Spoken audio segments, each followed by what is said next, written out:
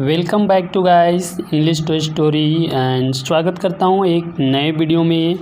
Guys video में आगे बढ़ने से पहले यदि आप चैनल पे न्यू हैं तो चैनल को सब्सक्राइब ज़रूर करें।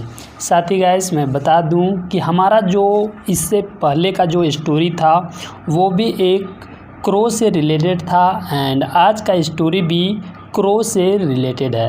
तो चलिए गाइस स्टोरी में आगे बढ़ते हैं और स्टोरी को समझने का प्रयास करते हैं। तो गाइस आज का जो स्टोरी का जो टाइटल है वो है द पर्च्ड क्रो। अब देखिए गाइस जो पर्च्ड का अर्थ हो जाएगा वो हो जाएगा प्यासा। वैसे तो सूखा भी इसका अर्थ होता है लेकिन यहाँ जो इसका अर्थ हो जाएगा वो हो जाएगा प्यासा एंड क्रो का अर्थ होता है कौआ। तो गाइस इसका जो हिंदी मीनिंग हो जाएगा वो हो जाएगा प्यासा कौआ। तो चलिए गाइस स्टोरी में आगे बढ़ते हैं और प्यासे कौवे की स्टोरी को समझने का प्रयास करते हैं। तो आइए शुरू करते हैं। In the scorching hot day.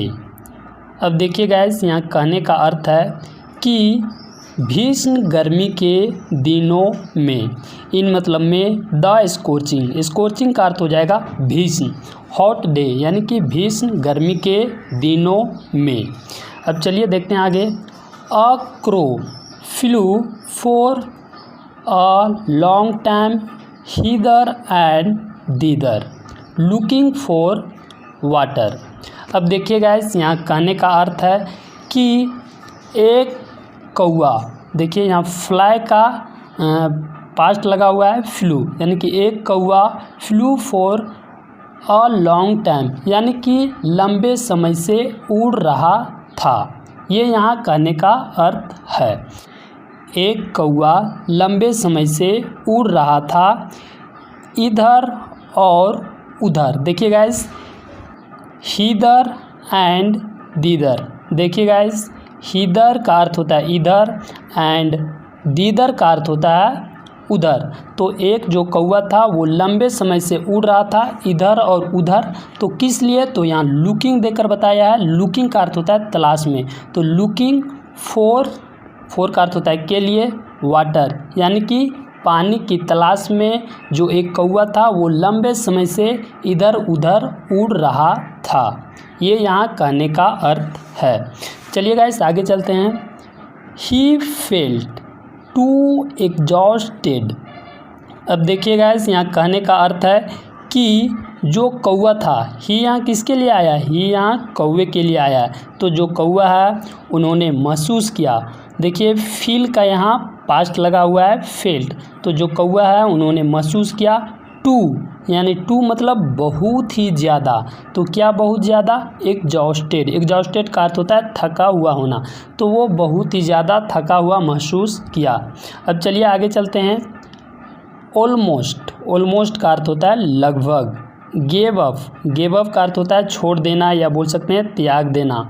तो ऑलमोस्ट यानी लगभग, गेव अप यानी कि छोड़ दिया, होप यानी कि आशा, when he couldn't find any water यानी कि जो कौआ था वो लगभग आशा छोड़ दिया जब वह पानी की तलाश यानी नहीं कर पाया, यानी कि वो कहीं भी पानी की तलाश नहीं कर पाया तो वो लगभग अपनी आशा को खो दिया। ये यहाँ कहने का अर्थ है। देखिए गाइस होप का अर्थ होता है आशा एंड कुड का अर्थ होता है जैसे सकी का उपयोग होता है। तो यहाँ वही है कि वो नहीं ऐसा कर सका, यानी वो पानी नहीं खोज सका। यहाँ देखिए नेगेटिव नोट लगा हुआ है इसलिए यहाँ नहीं कर सका। फाइंड मतलब खोजना, एनी वाटर यानी कहीं भी वो पानी नहीं खोज सका। अब चलिए आगे देखते हैं। सडनली, देखिए गाइस सडनली का अर्थ होता है अचानक। ही यहाँ किसके लिए आ रहा है, ही यहाँ कौवे के लिए आ रहा है। तो जो कौवा है वो अचानक सी का पास्ट लगा हुआ है देखा। अ पीचर यानी कि पीचर का अर्थ होता है घड़ा।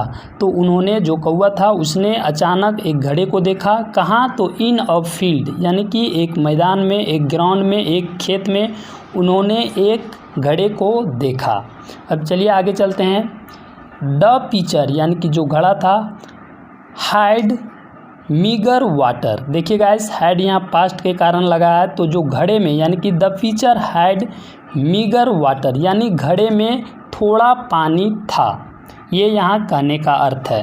हैड मतलब था, मीगर, मीगर का अर्थ होता है बहुत ही कम मात्रा में, एंड वाटर का अर्थ होता है पानी। तो उस जो घड़ा था फील्ड में उसमें थोड़ा पानी था। अब चलिए आगे चलते हैं। ही फाउंड, देखिए गाइस, ही यहाँ उस कौवे के लिए ही आ रहा है, तो ही फाउंड उन्होंने पाया, इम्पॉसिबल यानी कि असंभव पाया, टू टच, टच मतलब छूना होता है, लेकिन वहाँ बोलेंगे कि पहुँचने के लिए उन्होंने अपने आप को इम्पॉसिबल पाया, टू टच यानी पहुँचने के लिए, कहाँ पर, तो द लेवल यानी कि जो स्तर है किसका, तो ऑफ लगाकर बताया है, ऑफ वाटर यानी कि वो अपने आप को इम्पॉसिबल पाया, टू टच यानी पहुंचने के लिए, कहाँ पर, तो द लेवल यानी स्तर, ऑफ वाटर यानी कि पानी के स्तर में पहुंचने के लिए वो अपने आप को इम्पॉसिबल पाया, असंभव पाया, क्योंकि उस घड़े में जो पानी था वो बहुत कम था, तो जो कौवा था वो पानी तक नहीं पहुंच पा रहा था। ये यहाँ कहने का अर्थ है। अब चलिए गाइस आगे चलते हैं।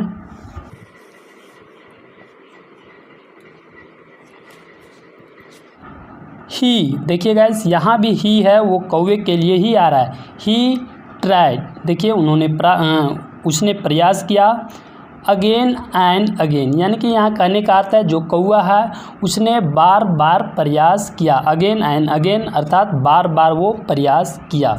बट लेकिन, कुडंट लेकिन वो नहीं पा सका, यानी कि उन्होंने बार बार प्रयास किया लेकिन वो नहीं पहुंच सका, ये यहाँ कहने का अर्थ है। यानी कि उन्होंने पानी पीने का बार बार प्रयास किया होगा लेकिन वो ऐसा नहीं कर सका। देखिए यहाँ कुड का अर्थ सका सकी के रूप में है, तो वो ऐसा नहीं कर सका, ये यहाँ कहने का अर्थ है, यानी कि वो पानी के स्तर तक नहीं पहुँच सका।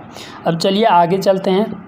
बट, देखिए गाइस, बट का अर्थ लेकिन होता है, तो यहाँ लेकिन हिस उसका, वीटी, देखिए गाइस वीटी का अर्थ इसे मजाकिया होता है, लेकिन यहाँ जो वीटी है उसका अर्थ हो जाएगा क्लेवर, यानी कि लेकिन उसका जो क्लेवर माइंड यानी कि जो चालाक बुद्धि है, गोट यानी कि उसकी चालाक बुद्धि में आया। गोट मतलब इसे, गेट मतलब पाना होता है, होना होता है, लेकिन यहाँ जो गोट है उसका अर्थ हो जाएगा आया, यानी कि उसके एक क्लेवर दिमाग में, चालाक दिमाग में आया। क्या आया, तो अन आइडिया यानी कि एक आइडिया आया। देखिए गाइस यहाँ आई है यानी वोवेल, इसलिए यहाँ ए एन का प्रयोग किया गया। अगर यहाँ कोई कॉन्सोनेंट होता तो यहाँ ए का प्रयोग होता। तो गैस उसके मन में यानी कि उसके एक क्लेवर दिमाग में एक बुद्धि आया, ये यहाँ कहने का अर्थ है, या एक विचार आया। अब चलिए देखते हैं कि आखिर उसके मन में किस प्रकार का विचार आया। लुकिंग, देखिए गाइस लुकिंग का यहाँ अलग अलग अर्थ है। हमने जो ऊपर लुकिंग देखा उसका अर्थ होता है तलाश करना, या उसका अर्थ हुआ तलाश करना, लेकिन यहाँ जो लुकिंग है उसका अर्थ होगा देखना। तो लुकिंग अराउंड यानी कि जो कौवा था उसने चारों ओर देखा, अराउंड का अर्थ होता है आसपास या चारों ओर, तो जो कौवा था उन्होंने अपने आसपास या चारों ओर देखा। अब चारों ओर देखने के बाद देखिए क्या होता है, ही सॉ यानी कि उन्होंने देखा, सम यानी कि कुछ, पेबल्स, देखिए गाइस पेबल का अर्थ होता है कंकड़ बोल सकते हैं या हम बोल सकते हैं पत्थर। तो उन्होंने अपने चारों ओर क्या देखा, वो पत्थर को देखा, कंकड़ को देखा। अब देखिए वो क्या करता है, ही कौन, कौवा, सडनली अचानक, started picking up the pebble one by one. अब देखिए गाइस जो कौवा है वो अचानक से स्टार्टेड यानी कि शुरू कर दिया, पिकिंग अप यानी कि ऊपर उठाना, किसको, द पीबल यानी कि उस कंकड़ को, वन बाय वन यानी कि एक एक करके उस कंकड़ को जो कौवा था वो ऊपर उठाना शुरू कर दिया। अब देखिए यहाँ कोमा देकर बताया गया है कि ऊपर उठाने के बाद वो उस कंकड़ का क्या करता है। तो देखिए यहाँ बताया गया है ड्रॉपिंग, ड्रॉपिंग मतलब डालना होता है या गिराना भी बोल सकते हैं। तो ईच इनटू द पिचर यानी कि उन्होंने एक एक करके उठाया और ड्रॉपिंग यानी कि डालना शुरू किया। ड्रॉपिंग का अर्थ गिराना भी होता है, डालना भी होगा यहाँ, तो वो घड़े में डालना शुरू किया। देखिए ड्रॉपिंग मतलब गिराना, ईच यानी प्रत्येक को, इनटू में, द पिचर यानी कि घड़े में, यानी कि जो कौवा था उन्होंने प्रत्येक जो कंकड़ एक एक करके वो उठा रहा था वो घड़े में डालना शुरू किया। ये यहाँ कहने का अर्थ हो जाएगा। देखिए गाइस, ईच का अर्थ हो जाएगा प्रत्येक, इनटू मतलब में, द पिचर यानी कि घड़े में उन्होंने डालना शुरू किया या घड़े में गिराना शुरू किया, दोनों सही है। अब चलिए आगे चलते हैं। उसके बाद देखिए क्या होता है। As the level as the level of the water was moving up. अब देखिए गाइस, यहाँ जो एज है उसका अर्थ हो जाएगा जैसे ही, द लेवल यानी जो स्तर है किसका, तो ऑफ लगाकर बताया है, ऑफ द वाटर यानी जैसे ही पानी का स्तर, वॉज मूविंग अप यानी कि जैसे ही पानी का जो स्तर है वो ऊपर आ रहा था। ये यहाँ कहने का अर्थ है कि जैसे ही पानी का स्तर जो था वो ऊपर आ रहा था। उसके बाद देखिए क्या होता है।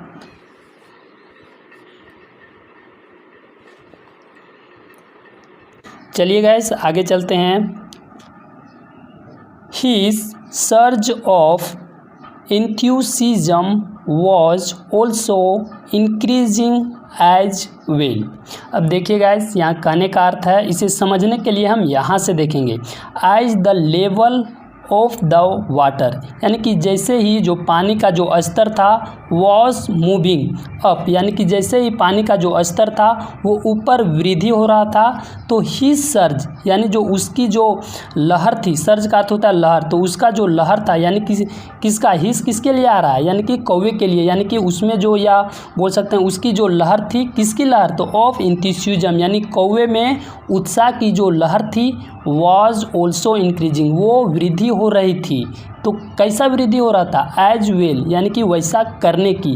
तो क्या करने की, यानी कि और अधिक पत्थर डालने की, उसमें उत्साह की वृद्धि हो रही थी कि अगर पानी ऊपर आ रहा है तो हम और अधिक पानी डालेंगे तो जल्दी पानी ऊपर आ जाएगा। इस प्रकार की उसमें उत्साह की वृद्धि हो रही थी।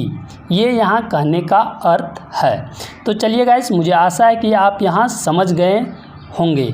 तो चलिए आगे चलते हैं। नाव, देखिए गाइस, नाव का अर्थ होता है अब।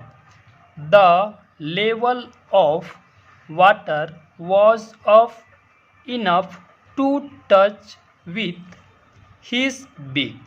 अब देखिए गाइस, यहाँ कहने का अर्थ है कि अब, नाव का अर्थ होता है अब, द लेवल जो स्तर था किसका, तो ऑफ लगाकर बताया है, ऑफ वाटर यानी जो पानी का अब जो स्तर था, वॉज ऑफ इनफ यानी कि वह अब पर्याप्त ऊपर था।